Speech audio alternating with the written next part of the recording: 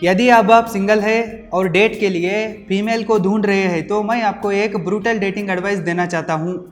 Never date an older woman. Yes my dear friends, never date an older woman. आप single सड़ते हैं तो भी चलेगा, कोई बात नहीं, लेकिन उम्र में आपसे बड़ी होने वाली महिला को डेट मत करो। Dating an older woman is like reading an old newspaper. Dating an older woman is like seeing a movie she has already seen it 30 times और इवन मोर। उसमें कोई नयापन नहीं, कुछ भी एक्साइटमेंट नहीं, इंटरेस्ट भी नहीं, प्यार भी नहीं, कुछ मज़ा भी नहीं आ रहा है, सब कुछ बकवास है। क्यों आपको ओल्डर वुमन को डेट नहीं करना चाहिए? इसके लिए कुछ सटीक कारण ऐसे हैं, यदि आप इन्हें जान लेते हैं तो आपकी ज़िंदगी बच जाती है। Reason number 1, she can easily controls you and manipulates you. यदि आप अपने से उम्र में बड़ी होने वाली महिला को डेट करते हैं तो वो आपको ईजिली कंट्रोल करती है और मैनिपुलेट करती है। कैसे, मैं आपको सिंपल वे में समझाता हूँ। वो अपनी उम्र को ही मैच्योरिटी का स्टैंडर्ड मानती है। वो आपसे सिर्फ उम्र में बड़ी नहीं होती है, एक्सपीरियंस में भी आपसे बड़ी होती है। वो आपसे पहले बहुत सारे पुरुषों को देखी होती है, उनके इमोशंस के साथ भी खेली होती है। उसके पास ऑलरेडी एक्सपीरियंस रहता है और इस एक्सपीरियंस का एडवांटेज लेकर वो आपको आसानी से कंट्रोल करती है और मैनिपुलेट करती है। हर महिला ऐसे करती है ऐसा नहीं है, लेकिन आपको कंट्रोल एंड मैनिपुलेट करने की चांसेस ज़्यादा होते हैं। यदि आप बेवकूफ़ है तो उसके जाल में फंस जाते हो। वो अपनी उम्र और एक्सपीरियंस का फ़ायदा उठाती है और आपको mentally, emotionally, physically, psychologically and financially exploit करती है। इस एक रिश्ते में आपके पास कुछ भी कंट्रोल ही नहीं रहता है। वो जैसे बोलती है ना वैसे आपको करना पड़ता है। आपको उसके पीछे कुत्ते की तरह भागना पड़ता है। वो आपका नहीं सुनेगी, वो जो बोल रहे हैं ना आपको सुनना पड़ेगा। Reason number 2, it's very hard to impress her. आप उसके पहले प्यार नहीं होते हैं। You are not her first story. पहला प्यार, पहला टच, पहला किस, पहला हग, पहला सेक्स, पहला रोड ट्रिप आपके लिए नया एक्सपीरियंस रहता है। ये सब आपके लिए स्पेशल मोमेंट्स रहते हैं। इसमें आपको एग्जाइटमेंट आता रहता है, लेकिन उसको इसमें कुछ भी एग्जाइटमेंट नहीं आता है। आपके लिए जो एक स्पेशल मोमेंट्स होते हैं ना, उसके लिए ये सब पुराने बोरिंग एपिसोड्स की तरह रहते हैं। उसको इसमें कुछ भी मज़ा नहीं आता है। जब आप उसके साथ फिजिकली और मेंटली और इमोशनली कनेक्ट करने की कोशिश करते रहते हैं ना, तब वो आपको उसके पुराने बॉयफ्रेंड्स के साथ, पार्टनर के साथ कंपेयर करती रहती है। और कंपेयर करके एक तो खुद ही दुखी होती रहती है, नहीं तो आपको कम समझती रहती है। इसलिए उसे इम्प्रेस करना या सेटिस्फाई करना इतना आसान नहीं होता है। वो आपके साथ इजीली फिजिकली कनेक्ट हो सकती है, लेकिन वो आपके साथ इमोशनली उतना कनेक्ट नहीं हो सकती है। वो आपको फिजिकली सरेंडर करती है तो भी इमोशनली आपको ड्रेन करती है। आप जिस मूवी को पहली बार देखते रहते हो ना, उसे वो कई बार देख चुकी होती है। आप जिस खेल को खेलना चाहते हो ना, उस खेल को वो ऑलरेडी बहुत बार खेल चुकी होती है, वो भी अलग अलग पुरुषों के साथ।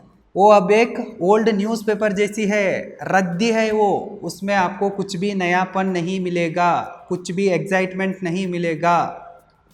Sleeping with her is like sleeping with a would.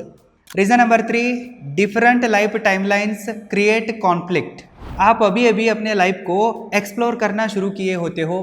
आपको अब रिस्क लेना पसंद है। आप रिस्क लेना चाहते हो, दुनिया घूमना चाहते हो, नए नए चीज़ों को ट्राई करना चाहते हो, नए नए स्किल्स को सीखना चाहते हो, अपने लाइफ में कुछ करना चाहते हो, कुछ पाना चाहते हो। आप ज़्यादा काम करके ज़्यादा पैसा कमाना चाहते हो, बिजनेस करना चाहते हो, सक्सेसफुल होना चाहते हो। लेकिन वो अब ऐसा कुछ भी नहीं चाहती रहती है, क्योंकि वो ऑलरेडी बड़ी हो चुकी है। सी इज़ नियरली 30 और मोर देन 30। वो अब आंटी हो चुकी है। अब उसको ये कुछ भी नहीं चाहिए। वो अब रिस्क लेने की कंडीशन में नहीं रहती है। वो अब अपने लाइफ में स्टेबिलिटी चाहती है। उसको अब स्टेबिलिटी चाहिए। इसके लिए वो चुपचाप किसी एक रिच एंड सक्सेसफुल लड़के से शादी करके उसको फंसा के अपना घर बसाना चाहती है।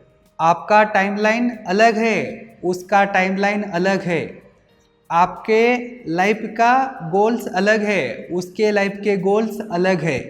और ये लाइफ टाइमलाइंस का डिफरेंस है ना, आपके बीच में कॉन्फ्लिक्ट क्रिएट करता है, इसलिए आपका रिश्ता ज़्यादा दिन तक नहीं चलता है। अगला कारण बहुत ही इंटरेस्टिंग है। इसे समझाने से पहले मैं आपके साथ एक ज़रूरी इन्फॉर्मेशन को शेयर करना चाहता हूँ। यदि आप टाइम मैनेजमेंट स्किल्स को, मनी मैनेजमेंट स्किल्स को सीखना चाहते हैं तो अभी आप roaringbusinessschool.com को विजिट कीजिए और सीखिए। Reason number 4, you may and up becoming her retirement plan. आप उसके रिटायरमेंट प्लान बनने की चांसेस ज़्यादा रहता है। कैसे, मैं आपको समझाता हूँ। लड़कियों की लव लाइफ शुरू होती है at the age of 14। At the age of 18 लड़कियों के पास बहुत ज़्यादा ऑप्शंस रहते हैं। अब वो नई नई दुनिया को देख रही होती है, उसमें बहुत ज़्यादा एक्साइटमेंट भी रहता है और उसके पास ऑप्शंस भी रहते हैं, इसलिए लड़कियाँ इसका फ़ायदा उठाती है। फ्रॉम 19 to 25 वो अलग अलग लड़कों को, पुरुषों को एक्सप्लोर करती है। इसमें ज़्यादातर वो टॉक्सिक लड़कों के साथ, छपरी लड़कों के साथ, बैड बॉयज़ के साथ, सिंप लड़कों के साथ ही अपना समय बिताती है।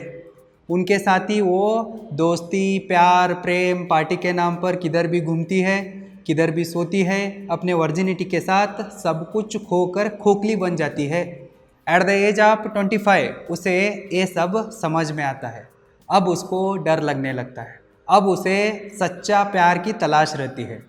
अब उसे पता चला होता है कैसे लड़कों को अवॉइड करना चाहिए। पहले वो अच्छे लड़कों को अवॉइड की होती है और बुरे लड़कों को खुद चूज़ करके फंसी होती है। अपने ज़िंदगी को खुद ही बर्बाद की चुकी होती है।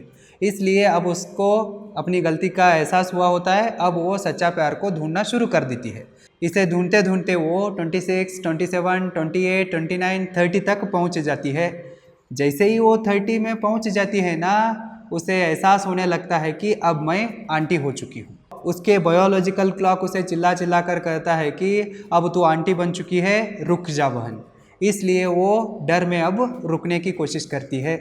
अब वो अपने लाइफ में स्टेबिलिटी चाहती है, चुपचाप अपना जीवन को बसाना चाहती है। इसलिए वो क्या करती है कि एक रिच एंड सक्सेसफुल लड़के को शादी के ट्रैप में फंसाती है। उस लड़के को अपना रिटायरमेंट प्लान बना देती है। जब वो जवानी में थे ना, उसके पास बहुत सारे ऑप्शंस रहते हैं, वो सब मौज मस्ती कर चुकी है। अब वो चुपचाप घर बसाना चाहती है। इसके लिए रिच एंड सक्सेसफुल लड़के को अपना रिटायरमेंट प्लान बनाती है और साथ में डिवोर्स के नाम पर बैकअप प्लान भी बना देती है।